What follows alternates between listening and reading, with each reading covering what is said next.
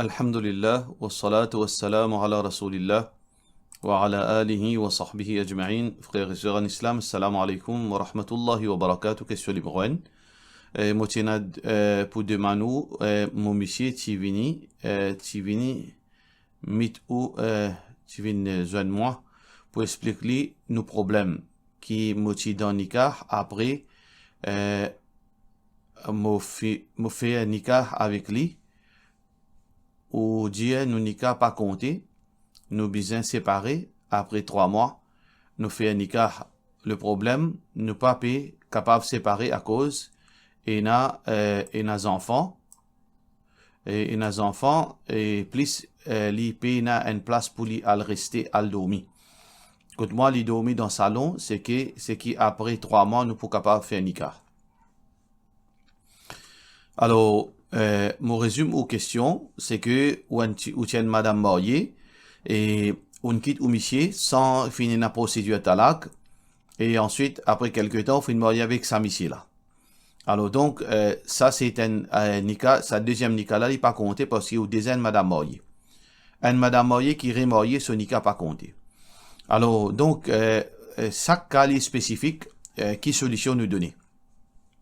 Dans le cas si moi pas pas faire confusion parce qu'il y a plusieurs banques comme ça qui viennent contre moi. Ça veut dire on quitte au monsieur, il y a beaucoup l'année. Et on quitte au monsieur et pendant ça qui fin quitte au monsieur là, au monsieur pas encore de nous nikah à ce moment-là, pas encore de nous talak, là on marié, nikah là pas compté. Là c'était si moi pas faire erreur qui après ça après un moment après au monsieur il n'a voulu au talak.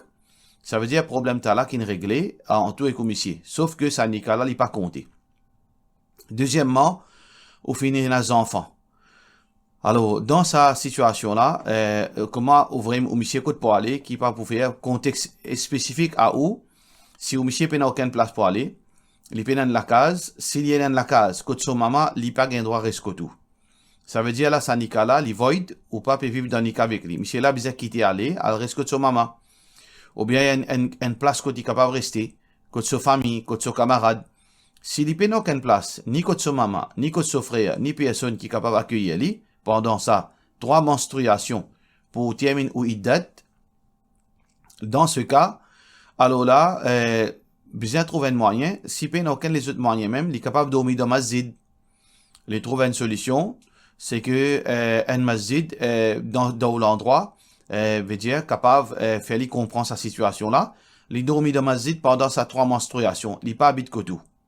Il pas habite kotou, là au bout de sa 3 menstruations, pas 3 mois, c'est 3 menstruations, après qu'il y a 3 coups de période, là où il date terminé, là ça qui vous fait, là où refait au nikah, là où refait au nikah, là inshallah vous êtes capable vivre ensemble. Question suivante. Salam alaikum, qui vous pensez le Aqida al-Asha'ira, jazakallah. Aqida c'est quoi? Aqida c'est toute bonne croyance qui nous suppose croire concernant l'islam. Croyance en Allah, croyance dans le prophète, croyance dans le jour dernier, croyance dans un ange, croyance dans le livre, dans le Coran, croyance dans destinée, dans Qadar, croyance dans paradis, dans l'enfer, dans Azab Kabar, croyance dans Allah subhanahu sifat, croyance dans tout bonne chose qui Allah finit nous croire dans le Coran. Tout ça croyance là ensemble appelle ça aqida. Alors aqida qui est authentique, c'est ça qui le prophète sallallahu alayhi wa sallam fin enseigné. Ça qui Allah fin enseigne dans le Coran et ça qui le prophète sallallahu alayhi wa sallam fin enseigné dans ce sunna. Ça c'est une croyance qui est valable. N'importe quelle croyance qui n'est pas cadrée avec le Coran, qui n'est pas cadrée avec l'enseignement Rasulullah sallallahu alayhi wa sallam, et n'importe quelle croyance qui est différente avec la façon de croire de ban sahaba, alors c'est une croyance qui est faussée. Soit les croyances sont catégoriquement fausses, soit que croyances sont capables et n'a certaines ban manquements là-dedans ou bien certaines surprises dans croyances là. Alors pour cette raison que nous musulmans, nous besoin tout le temps rester dans la limite Coran et Sunna. Alors nous croyons, nous aqida c'est Coran et Sunna Rasulullah sallallahu alayhi wa sallam, ça qui est dans le Coran, croyance qui est dans le Coran, croyance qui est dans la Sunna Rasulullah sallallahu alayhi wa sallam, comment ban sahaba fin comprend. Un point c'est tout. Alors, on peut dire aqida al-Asha'ira, Et il y a plusieurs différents types de croyances qui finissent surgir par la suite. Différents bandes savants qui, dans l'étude, finalement, il y a fin comprend en plus, il y a fin comprend en moins, il y a fin ajouter, il y a fin retirer, peut-être par erreur, peut-être victime de certains bandes manquements dans eux. Alors donc, insan reste insan, nous pas suivre insan, nous suivre Allah et nous suivre Rasulullah sallallahu alayhi wa sallam. Alors définitivement, que ce soit croyance Asha'ira, Maturidiyya, n'importe qui les autres croyances encore qui existent, alors nous dire que meilleure croyance, c'est croyance qui trouve dans le Coran et qui trouve dans Hadith Rasulullah sallallahu alayhi wa sallam. Définitivement, dans les autres croyances, il y a soit une conception qui en plus, conception qui faussée, conception en moins, ban aqida et naïria. Question suivante. Salam alaikum, qui ban condition umrah? Est-ce qu'il est obligé de raser la tête quand elle fait umrah? Si pas raser la tête, est-ce qu'il umrah compté? Alors, dans umrah ou bien dans hajj, il y a deux options. Soit nous rasons la tête, soit nous taillons nos cheveux. Ça peut une divergence entre, plutôt, c'est la majorité de ban ulama, cette opinion là. Soit qui nous rase la tête, soit qui nous taille nos cheveux.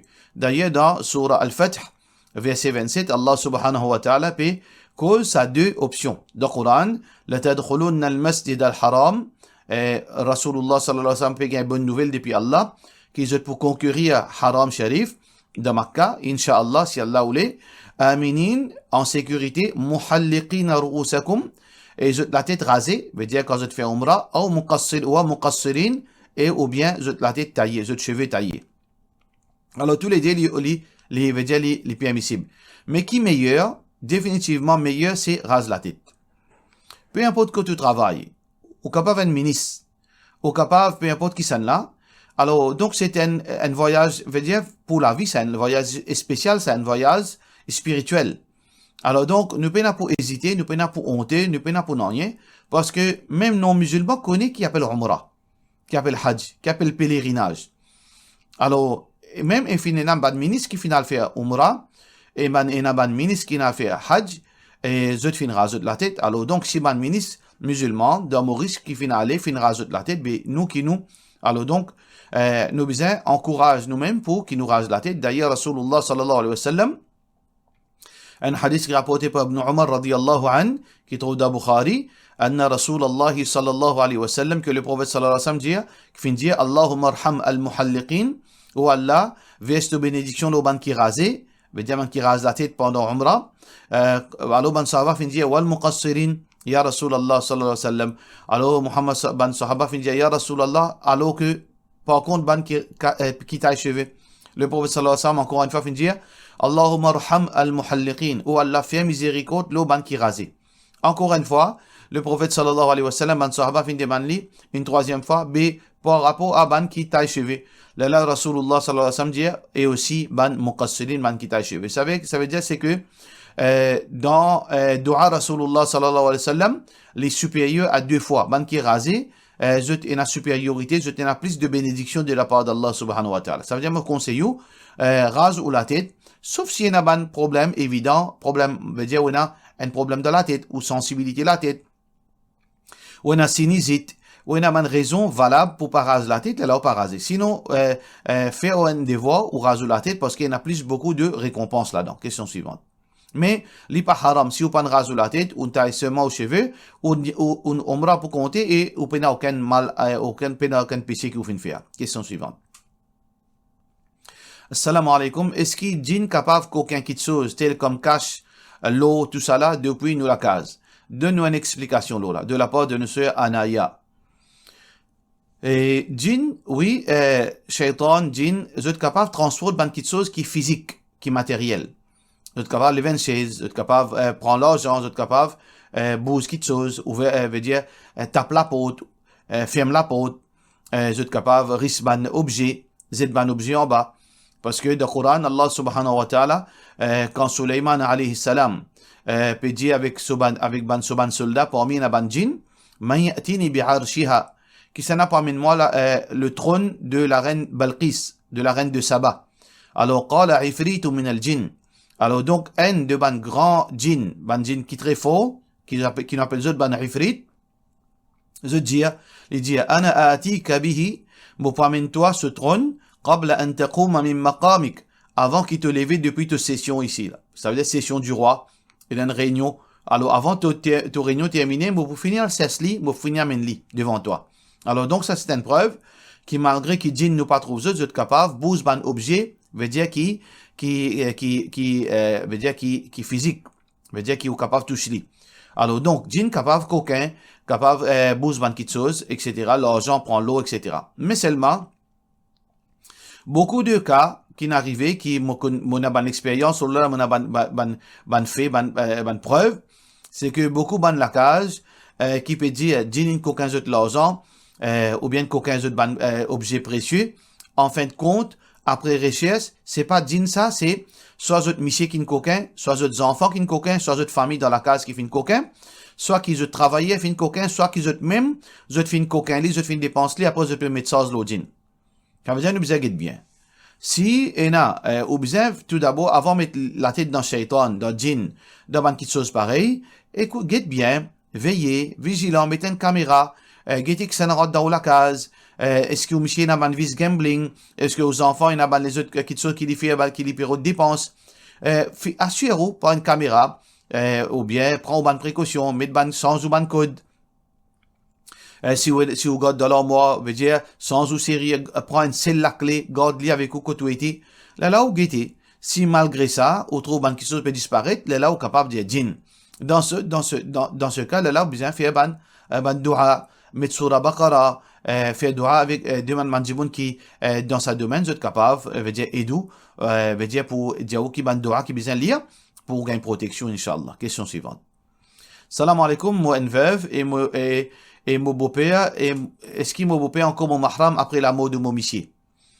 Bien sûr, un beau-père si un monsieur, un papa, il a un garçon là marié avec un fille. Alors cette fille là du moment que garçon a fait marier avec lui et mariage a fait consommer, alors donc là, excuse-moi, ça veut dire si sa garçon a fait marier avec sa fille là, du moment qu'il fait marier, là, relation entre sa belle-fille là avec sa beau-père là, il vient une relation de mahram éternellement. Même après la mort, garçon là, même si garçon a divorcé, sa beau-père là, il reste un mahram pour lui. Dans Surat An-Nisa, verset 23, Allah subhanahu wa ta'ala peut dire Hurrimat alaykum ummahatukum wa banatukum wa akhwatukum, fin mentionne une série de du monde qui veut dire mahram. Là-dedans, Allah subhanahu wa ta'ala fait dire wa halailu abnaikum, et madame de ceux ban enfants alladhina min aslabikum, ceux ban enfants qui veut dire ceux ban enfants biologiques. Un papa, ce garçon biologique, ce madame, veut dire il y a un mahram pour papa là. Ça veut dire madame là, il y a un mahram, Michel, un mahram pour madame là. Ça veut dire au beau-père, il y a un mahram pour, ou gagne droit à l'umrah avec lui, ou gagne droit à l'hajj avec lui, etc. Mais là, nous faire ressortir quelque chose qui est très important. Que ce soit un garçon qui a un mahram, ou bien un frère qui a un mahram, ou bien un papa qui a un mahram. N'importe qui mahram, apporte qu'il est mahram, les sujets à, veut dire, est-ce qu'il y a un djimoun de confiance? Il y a une différence entre quelqu'un qui mahram, mais seulement il n'est pas quelqu'un de confiance, pas capable de faire les confiances. Par exemple, on a un frère qui mahram, ou frère c'est au mahram, mais seulement c'est un djimoun qui est addict, il est malade avec gambling, il est un drogué, il a une mauvaise la vie, il est dans zina, il est dans quelque chose de malpropre. Est-ce que ou parents gagnent droit permet tout à l'étranger avec sa qualité frère là? Non, pas gagnent droit avec sa qualité frère là. Parce que c'est pas un monde de confiance. Alors donc, apporte que nous besoin pour quelqu'un, sa zone qui peut accompagner nous là, apporte qui nous guette, c'est pas un mahram avec nous, nous besoin guetter s'il y a un monde digne de confiance qui n'est pas pour faire nous du tout dans aucune façon que ce soit. Alors là, au capable voyage avec lui. Question suivante. Salam alaikum, si moi, en tant que élève, me do mitigit afin qu'il m'ait réussi à prendre mon éducation académique, sans qu'il m'ait payé délaisse mon éducation digne, est-ce qu'il est correct? Mais il n'y a aucun de mal, si vous pouvez apprendre l'éducation académique, au contraire, l'éducation académique, de nos jours, c'est l'obligation. Parce que c'est à travers l'éducation islamique et l'éducation académique, qu'il y a un musulman pour vivre correctement l'eau la terre. C'est deux les ailes un oiseau d'une façon de parler. Si on dit, bon, il y en a seulement l'éducation académique dans le contexte Maurice Mopécosé, il y en a seulement l'éducation académique, l'éducation islamique, les points de monde qui, pas l'abri de l'égarement, et est capable demain faire une bêtise, qui est lui-même en dehors de l'islam, il pas connaît. De l'autre côté, si on dit, bon, il y en a seulement l'éducation digne, il peut dans l'éducation académique, il peut faire une erreur grave, et veut dire, il pas pour qu'on agisse, il pas pour qu'on vive l'eau la terre, parce qu'il y en a beaucoup de choses qui nous besoin apprendre, et pour nous apprendre ça, nous besoin dans l'expérience de la vie. L'expérience de la vie, et pour nous capables apprendre la religion, pour nous capables connaître comment vivre, pour nous capables comprendre du monde, pour nous gagner beaucoup, il y a beaucoup de bienfaits quand on apprend l'étude académique. Alors, tous les deux importants, si on peut apprendre l'étude académique pour qu'il vous vienne un meilleur musulman, tant mieux. Mais si on peut apprendre l'étude académique seulement pour gagner dunya, là, il n'est pas une bonne l'intention de la part de musulman. Un musulman, sur l'objectif, c'est pour lui gagner un paradis. Les besoins apprendre l'étude académique pour les vivre la vie décente au la terre, ça oui. Mais si ce problème pour lui l'étude islamique pas important, seulement l'étude académique parce qu'il a envie seulement vivre pour dunya, ça n'est pas correct. Mais ou dans le cas, on peut apprendre l'éducation islamique, mais on peut envie apprendre l'étude académique aussi, on peut faire aux efforts pour gagner un travail décent et pour gagner la vie décente au la terre, oui. Pénal et demain au contraire, c'est la meilleure façon qu'il nous besoin vivre en tant que musulman au la terre. Question suivante. Salam alaikum, est-ce qu'il gagne droit mange chewing-gum Hollywood? Alors, n'importe qui produit, il n'est pas seulement chewing-gum Hollywood, n'importe qui produit qui ou pas trouve dans son ingrédient et n'a aucune substance qui haram, alors il est halal, nous pas à agir le doute et nous pas à agir le intangir et nous pas à agir mon cousin qui peut travailler là-bas. Mauricien bizarre arrêter dans sa mentalité là. Il met un doute de sur la tête. Il fait une chose une haram et il force du monde pour croire dans ce doute. Faudrait pas nous faire ça. Ou bien, il invente un soupçon qui n'a pas existé, intangible. Ou bien mon cousin qui travaille là-bas, indien-moi. Tout ça là, il n'est pas marché dans l'islam. Parce que haram, halal, il n'y a pas quelque chose qui nous n'a droit pour badiner avec ça. Tant que nous prenons la preuve qu'un produit est haram, il reste toujours halal. N'importe quelle nourriture, si nous prenons la preuve, nous pas capable de prouver qu'il est haram, il reste toujours halal. Et justement, alhamdulillah, après tant de critiques concernant Kentucky, quand Mochikosa, fait une élaboration en détail au Kentucky, alors il y a des gens qui manquent de connaissances, ou bien des l'esprit, ou bien des gens qui sont trop confiants. Veut dire de l'opinion, et n'a même fait une punition à la loi, et n'a fait une diamant dans les garments, et n'a fait une cause de quantité de choses, mais par la suite, alhamdulillah, aujourd'hui, nous trouvons Juma Mosque confirme, ça qui m'a confirmé, c'est que Kentucky est halal. Jusqu'à preuve du contraire. Les gains droit vin halal, demain, c'est arrivé, trouve le contraire. Mais nous, nous pas responsables devant Allah pour le découvrir l'invisible. Pour le découvrir quelque chose qui en dehors nous contrôle. Tant qu'il nous fait la preuve qu'il est haram, il reste halal, mais demain, dans une semaine, dans un an, nous allons découvrir qu'il Kentucky est haram, il est haram. Pareil comme ça même, si jusqu'à preuve du contraire, nous pas trouve nous pas aucune preuve que Hollywood est haram, veut dire il reste halal. Demain, nous allons découvrir à travers une analyse scientifique dans le laboratoire, à découvrir une certaine substance qui est haram, là, ban expert, les autres poussants, les autres l'opinion, et ça n'a aucun problème dans l'islam. Nous vivons d'après nos convictions aujourd'hui. Question suivante. Assalamu alaikum, Cheikh, quand assisé dans namaz, dans premier rakat et dans deuxième tashahhud, dans premier et deuxième tashahhud, est-ce qu'il gagne droit pose les pieds, les pieds, à gauche, droite, gauche, de la part de nos frères Gibran. Alors, nous avons une position qui est sunna. Mais, il y a des gens qui posent les pieds droits, les pieds gauche quand je persiste dans la tahiyyat. Et il y a des pose des pieds à plat. Alors, tout ça là, il n'est pas haram, mais c'est mal, il n'est pas d'après principe, il n'est pas d'après sunna. D'après Sunna Rasulullah sallallahu alayhi wa sallam, nous avons deux façons pour assister dans la tahiyyat, qui n'appelle al-iftirash, ou bien appelé at-tawarruk. Iftirash veut dire, ou at-tawarruk, veut dire, soit nous prenons les pieds gauche, nous assisons les pieds gauche, nous assisons veut dire, à côté de nous les pieds gauche, et nous les pieds droits, en position, veut dire, verticale. En position verticale. C'est-à-dire, comme ça. Soit que, nous prenons les pieds, veut dire gauche, nous passe en bas, nous assisons nous la jambe, et nous les pieds droits, à la verticale pareil. Si nous capables. Si nous pas capables, nous laissons veut dire à plat. Alors ça c'est sunna, Rasulullah sallallahu alayhi wa sallam. C'est lui qui est capable de faire, il est bizarre pas faire négligence. C'est une question qui beaucoup de monde arrivé quand des autres, non, assise comme ça dans la salat, il n'est pas capable. Non, ou bien faire des efforts avant qu'il vous pas capable. Faire des efforts. Entraîne-nous doucement, doucement. Continuellement faire des efforts jusqu'à ce qu'il réussit. Mais si un dimoun arrive, il y a un dimoun qui est obèse, qui n'est pas capable de tenir l'eau sur les pieds.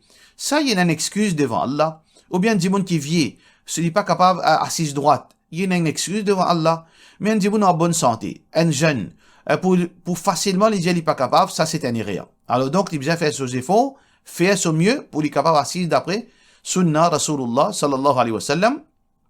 Hadith qui est rapporté par Bukhari, Abu Humayd al-Sa'idi disait, il peut faire référence à la façon de faire Rasulullah sallallahu alayhi wa sallam, il dit, فَإِذَا جَلَسَ فِي الرَّكَعَتَيْنِ quand il s'y persiste le deux rak'at, jalasa ala rijlihi al-yusra, il s'y persiste sur le pied gauche.